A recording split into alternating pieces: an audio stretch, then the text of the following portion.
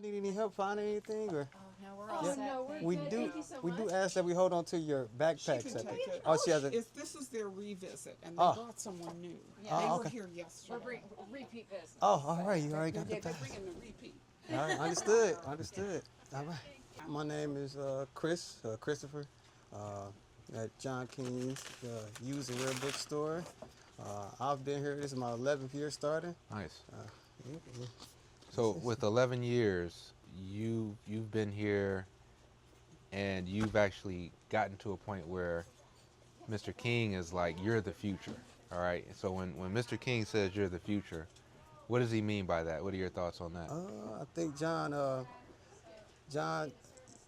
over the years, he places trust in people. Like in people, he supports people and people support him. And just over the years, he kind of built that layer of trust and I guess camaraderie in a sense. And when opportunity came, Deb kind of reducing some of her schedule. I kind of just was next person up, just next person up to take on more roles. It's kind of like what we do here. I mean, it's a big building, but it's basically a small business. So it's kind of, I liken it to that, like a mom and pop store. Absolutely. Yeah. So what would you say your favorite section is in this facility? And could I you mean, take us through it? As a reader, or as if I was to advertise it to customers? From a reader's perspective. So are you a reader? The thing with customers, they interacted with customers, some of the regulars. I wouldn't consider myself as a reader as in terms of veracity. Like as one of our longtime customers, Marlene, she'll order a book and be done and read it and give it back to us within like 3 days. Wow. So, and she's like consistent with it. So, but I do read. Like, it started off. A lot of us we work here start off as customers. So, my thing was the art and printmaking at first. Art section. Yeah. But just in terms of like I read in bits now. So it's kind of like I read about bicycles and I'm trying to get in some of the traditional classics, from just interacting with customers. So, like getting bits and pieces of the Russian writers.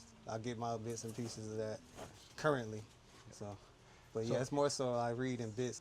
I try to set some timers, but a little busy. Okay. Our original thing was this room right here.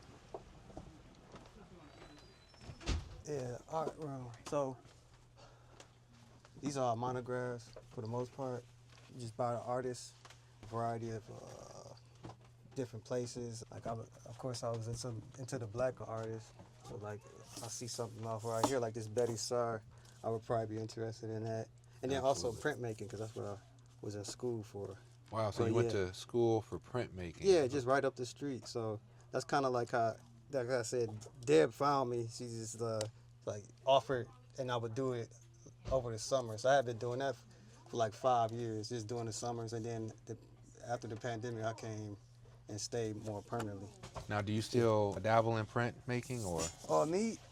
And I try do you to create do your own art? I try to do like cards, but I kind of like took more roles here, and I still talk with some people I went to school with and all that, and they're kind of doing it. One of the students I was in school with, they running a printing press, Small Works, so it's still like a little network here, and like you said, that could be something you could pursue in your interview, like kind of talk with that culture in the community, because they're small, but it's in pieces like was that Ocelot, and then they just moved to Kirchhoff in the library project. Yeah. That studio is a print studio. They used to be over in the Eastern Market. I always forget the name of it, but yeah. But and so you were actually a part of that collective?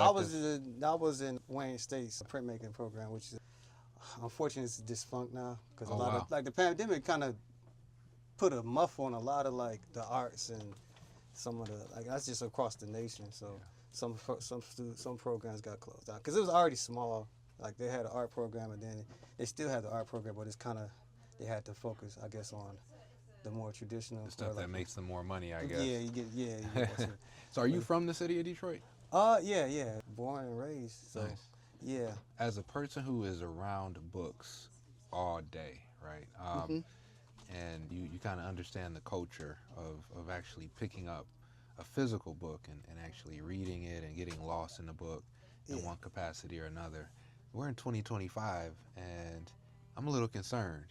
Is it a scenario where less people are actually taking the opportunity to sit down, read?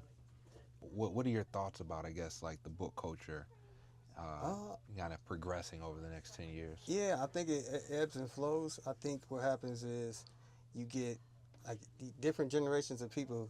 They hyper focus on different material, and it's some things come back into play. Like the children's place section, Nancy Drews. Those are like multiple generations. Grandmothers read it or got them to read them as a kid, gave it to their daughter, and Right. then now their daughters are looking at the same thing. So some of that stuff stays, and then people pick out How you doing, new Mr. King? things. Hey, how are Yeah. you? Good, good. Do you want a picture of us? Or do you want a picture of all three of us, the three musketeers? We can get, yeah, absolutely. Once we're Okay, done I'm with. not going anywhere, so just have them call all right, me. sounds good. Yeah, I lost my maintenance guy. Uh-oh. Yeah.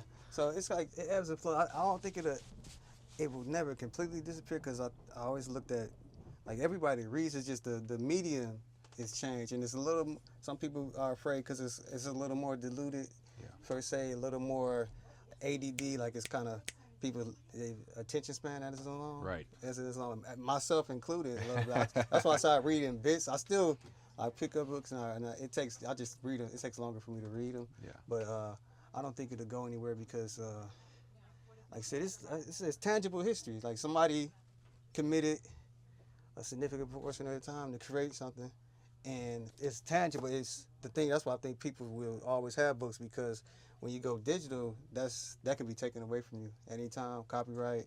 If you're on some type of app, people they experience that with music where Yeah. certain music is taken away. So it's kind of like that. I feel like books, and maybe like records. Like you see that resurgence. There are a lot of people that still buy records. That multiple generations. So I don't think it'll ever go anywhere. It's just ebbs and flows in terms of.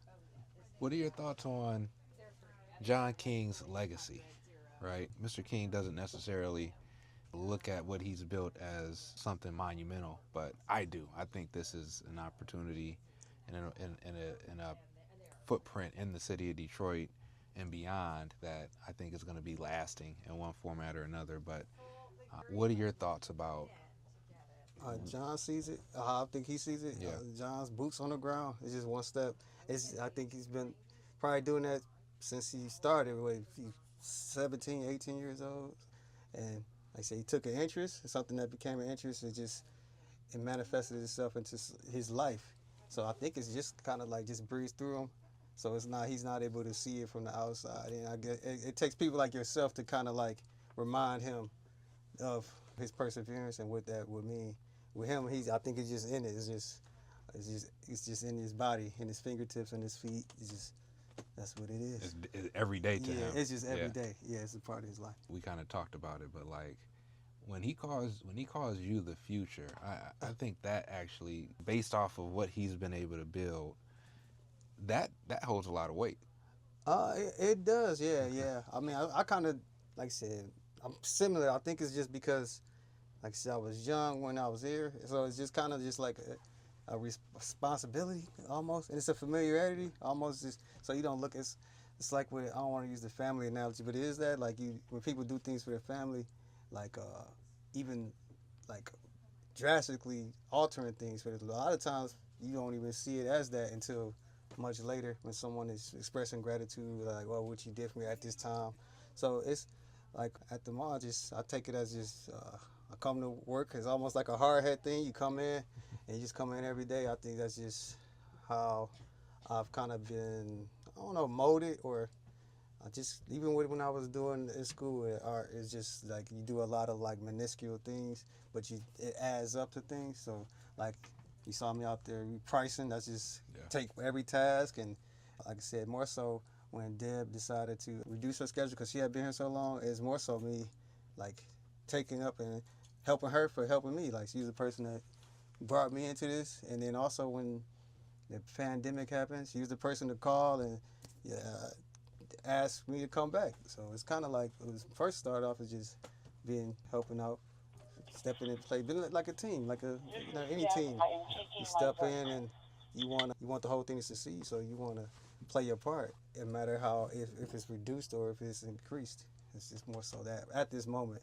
But it is, I take it, and I don't know, maybe I have to learn how to take those compliments a little better. But right now, I just kind of just, it's a nice thing to hear, but I don't dwell on it. So in a way, you're in it just like Mr. King is. Yeah, I think that's what Feed it, happens. you know. I think that happens with the people that work it. And I think it's just maybe maybe it just ebbs off of him. Like it's like you kind of get that with him. It's different from working a corporation where you don't see the owner at all. With John, like we were out moving books out of the van, he's with us. So it's kind of like that kind of feeds off of that, and you kind of adapt that. That kind of becomes part of how you approach working here. I'm approaching the mid-30s, and it's more so the kids people in my family started to have children. I kind of dedicate time to them, and then like I have sisters that are coming into college age.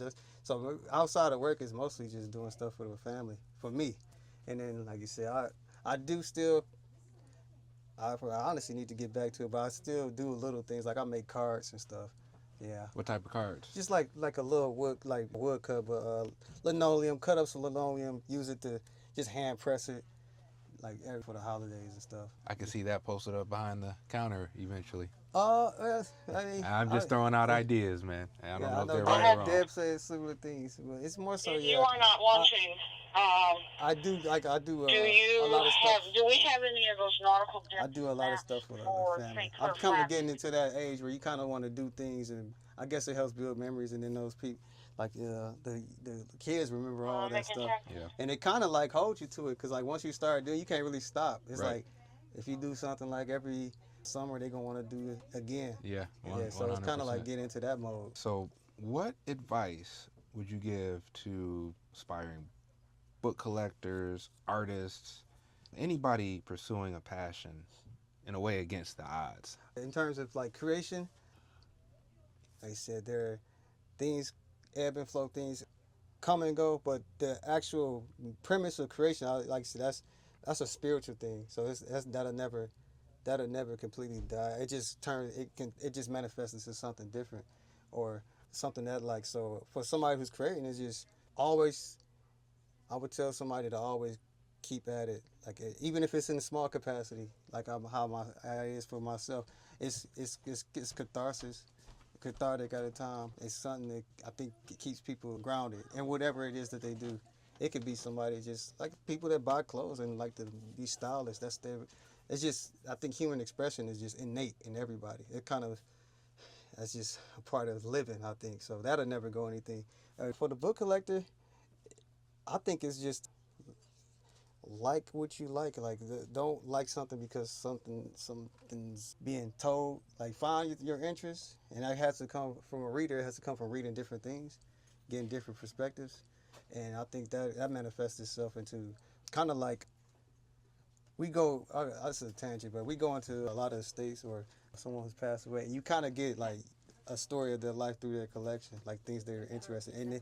And it's usually like some people hyper focus, like they have like one or two subjects, but then some people you have a little bit of everything. And I feel like I don't want to like judge a person that's more hyper focused, but I feel like the person that kind of gets a little bit of everything, you get perspective from all these different perspectives. It helps you get an understanding. I think that's just a part of like with compassion or this understanding to me. That's what makes it, like people say, good temperamental nature, or you may be patient. And I think it comes from just having understanding that everybody has their existence. So even if something is like you might not agree with at the time, you still want to come to understand it. And that can come from reading. Like that's why we don't. John probably said doesn't believe in like banning books or having something. We like to have as many perspectives as possible. So and then just you can take from it and learn from even someone who may be morally wrong at this sense. So, yeah. Solid, man. Yeah. I think that was good. Is there anything I should have asked that I didn't? No, you're pretty good. I found Chris. He's the gem. Oh, so you were the one that found him. Yeah, he was coming in here shopping. Oh, yes? Oh, no. See, I'm not even supposed to tell that. Too late. He was coming in here shopping, and he was buying art books, and he was real quiet. He would come in, and he'd pick his books out. He'd take his time. And then I'd be standing at the counter, and I'd be talking. And then one day I said, why don't you come and work for the... I said, what you doing right now? And I know he looked at me like, I do not know this lady. Why is she asking me what I'm doing right now? And he said, well, you must be an artist. It took a while for him to talk to me because I know he was like, she's pretty nosy. I know he did. And Chris was like, this lady's asking me a lot of questions. I said, why don't you come work for the bookstore? And so at first he was like, nah, nah. And then I said, well, he said, well, I do art at Wayne. He finally opened up and said, I do art at Wayne. And I said, oh, and I said, that's pretty impressive. And then he showed me samples of his work. And then I said, well, why don't you come work for us in the summer? And so that's how I kind of suckered him in. And then every summer I'd be like, well, you coming back? And I said, well, it's Christmas holidays. You're coming back. Yeah. I kind of suckered him in until he caught the book fever. He's still a talented artist. I have some of his work, and I'm very appreciative. But he has incorporated the book industry into his life. I don't know, you just have a knack for calling and asking and bringing me back in when there was like moments of, I don't know, it's confusing, but like, what am I going to do? So like, it was really, when the pandemic happened, like trying to figure that out, because I worked at the arena. That was my main thing, like working the bars, and it was mass supervisor and all that, and that kind of just shut that was what, March, I remember it's like March 13th, it was a Wednesday, but those 2 months trying to figure out what's going to happen. Deb called, she has a knack for just calling at the right time, and like, I think she has a knack for finding like people, like she can pull like the good nature out of people, and she can sense that. She has an innate sense of that, and she's done it repeatedly. I know they might have told you, she's done it repeatedly. There's plenty of people that come in here, plenty of people come in here from the past, and it's always gratitude. People from out of state. It's been happening more because she only works so many days, but people come in all the time and like ask and express gratitude to Deb for whatever she did to help them. Thank you. I think that's just her thing. She just has a knack for helping people. Absolutely. Yeah. I think that I came out on the better end. I could not find a better co-manager and a more respectful and kind individual. Because usually when you work with people and they gain a certain level of competence, they are not courteous to the people that help them. And he is always, like, Chris is always the best. So it's been a godsend for John King Books, and me too.